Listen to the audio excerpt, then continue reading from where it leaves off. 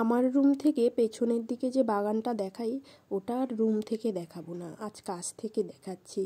দেখেছেন, এটা হচ্ছে বিঘার পর বিঘা জমি পালং চাষ হয়েছে, লাল শাকের চাষ হয়েছে। দেখতে পাচ্ছেন এই যে সবুজ সবুজ হয়ে ফুটে উঠেছে, আর ওই দিকটা যে লাল লাল লাগছে ওইটা হচ্ছে পালং শাক। তারপর এই যে গাছগুলো দেখছেন এগুলো হচ্ছে বিনস গাছ, ছোট ছোট, এই সবেমাত্র দিয়েছে।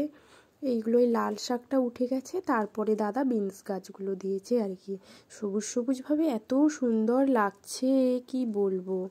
আর আগে তো দেখিয়েছি যেগুলো বড় বড় হয়ে গেছে। আর এটা হচ্ছে গিয়ে লাউর গাছ, পাশে পাশে দিয়েছে আর কি। আর এটা কি বলুন তো, এটা হচ্ছে গিয়ে দাদা যেটা বললো সর্ষে ফুলের গাছ। বাগানের ভেতর এত সুন্দর হলুদ গাছটায় চোখ যেন আটকে গেছে, তাই ভাবলাম একটু ভিডিও করে নিই। কি অপূর্ব